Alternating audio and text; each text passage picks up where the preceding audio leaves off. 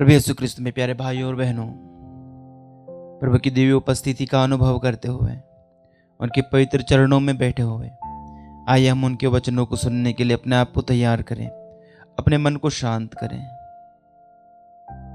सब प्रकार की चिंता, अशांति को दूर करें, अपने मन को शांत करें। आज हम मनन चिंतन करेंगे संत लूकस का सुसमाचार अध्याय 10 पवित्र वचन 38 से लेकर 42 तक।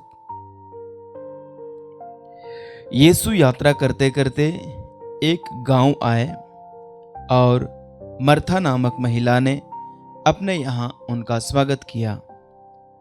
उसकी मरियम नामक एक बहन थी जो प्रभु के चरणों में बैठकर उनकी शिक्षा सुनती रही। परंतु मार्था सेवा सत्कार के अनेक कार्यों में व्यस्त थी। उसने पास आकर कहा, प्रभु, क्या आप यह ठीक समझते हैं कि मेरी बहन ने सेवा सत्कार का पूरा भार मुझ पर ही छोड़ दिया है? उससे कहिए कि वो मेरी सहायता करे।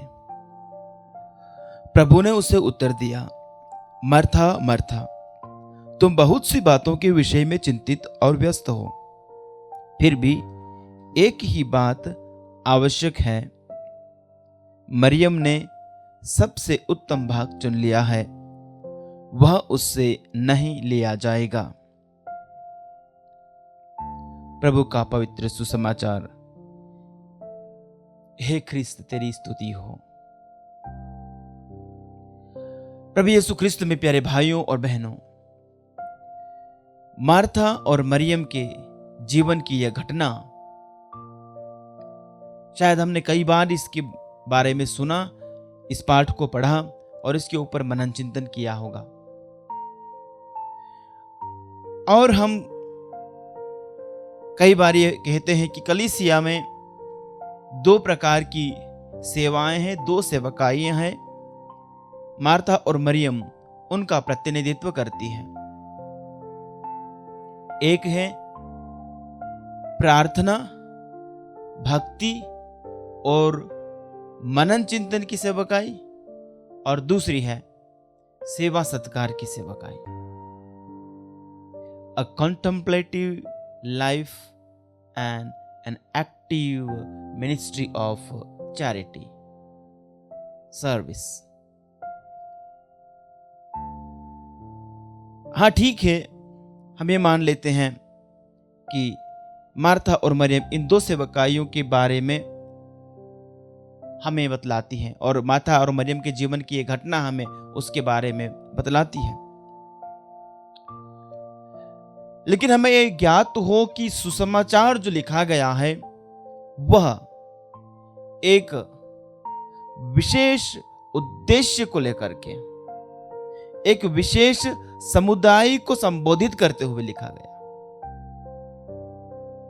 मत्ती ने जब सुसमाचार लिखा तो उनका एक ऑडियंस था, उनके सुनने वाले थे, उनके श्रोता थे, जो उनका टारगेट ऑडियंस था, उसको ध्यान में रख के उन्होंने लिखा। मार्कुस ने वैसे ही अपने सुनने वालों के लिए लिखा, लूकस ने भी।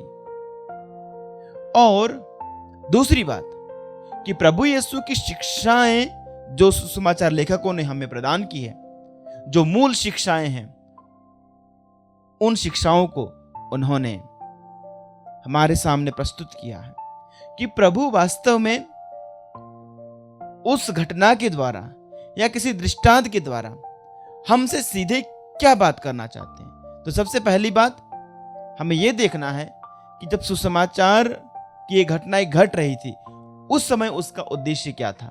दूसरा, सुसमाचार लेखक जब इसे लिख रहा था तो उस घटना को वो किस रूप में अपने ऑडियंस को, अपने श्रोताओं को वो देना चाहते थे। और तीसरी बात कि ये घटना मुझे क्या सिखाती है।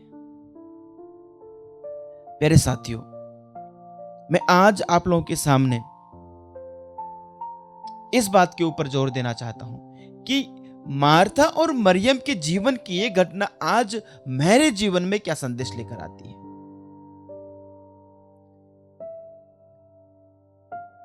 सेवा और प्रार्थना, या सेवा या प्रभु के वचनों को सुनना, a contemplative life and a life of service,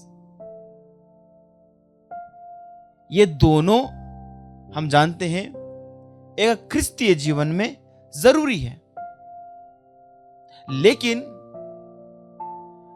यदि इनमें से कोई एक भी दूसरी को छोड़कर के सिर्फ एक के ऊपर ही यदि हम बने रहें, तो मैं सोचता हूं यह हमारे लिए उचित नहीं होगा। कहने का मतलब, यदि मैं सिर्फ और सिर्फ सेवा का काम ही करूं और प्रार्थना मेरे जीवन में कुछ भी नहीं है, यह संभव नहीं है। कि मैं ये कहूं कि मैं पवित्र बाइबल नहीं पढ़ूंगा, मैं चर्च नहीं जाऊंगा, मैं प्रार्थना में समय नहीं बिताऊंगा, लेकिन मैं पूरा समय बस सेवा ही करूंगा, शायद ये मैं नहीं कहूंगा कि उचित नहीं है, लेकिन यह संभव नहीं है। क्यों, मैं बताऊंगा। दूसरा, यदि मैं ये कहूं कि मैं सिर्फ और सिर्फ प्रार्थना करूंगा, मुझे सेवा का कोई काम नहीं करना, ये भी एक क्रिस्तीय के जीवन में संभव नहीं है। अब हम आते हैं प्रभु यीशु के संदेश के ऊपर। उन्होंने इस सुसमाचार में लूकस अध्याय 10 के वचन 42 में कहा, 41 और 42 में प्रभु ने मार्था को जो उत्तर दिया, मार्था मार्था, तुम बहुत सी बातों के विषय में चिंतित और व्यस्त हो, फिर भी एक ही बात आवश्यक है। मरियम ने सबसे उत्तम भाग चुन लिया है। और मरियम ने कौन सा भाग चुन लिया था? प्रभु के चरणों में बैठना, प्रभु के वचनों को सुनना, प्रार्थना में जीवन बिताना। तो यहां पर संदेश यह है प्यारे भाइयों, प्यारे बहनों, कि सबसे पहले एक मसीही को प्रभु के चरणों में बैठना होगा, उनकी बातों को सुनना होगा। और जब एक मसीही प्रभु के चरणों में बैठेगा, पवित्र बाइबल को लेकर के बैठेगा, प्रभु की वाणी को सुनेगा, तो दूसरी जो बात है सेवा भाव की भावना, वो अपने आप वहां से फूट निकलेगी। उसके लिए उसे अलग से प्रयास करने की जरूरत नहीं। यह है आज के इस सुसमाचार का संदेश और सार, कि यदि मैं प्रभु के वचन को सुनना अपनी प्राथमिकता मानता हूं, if I give priority to the listening of the word of God, the service will flow from that. मेरा प्रभु के वचनों को सुनना और प्रार्थनामय जीवन स्वतः ही मेरे भले कार्यों में, मेरे सेवा के कार्यों में परिणित हो जाएगा। मेरे साथियों, इसलिए संत पौलुस रोमियो के लिखे पत्र अध्याय 10 के वचन 17 में कहते हैं कि सुनने से विश्वास उत्पन्न होता है, और जो सुना जाता है वो है मसीह का कलाम, मसीह का वचन। सुनने से विश्वास उत्पन्न होता है। सुनना बहुत जरूरी है। और क्या सुना जाना है? मसीह का वचन।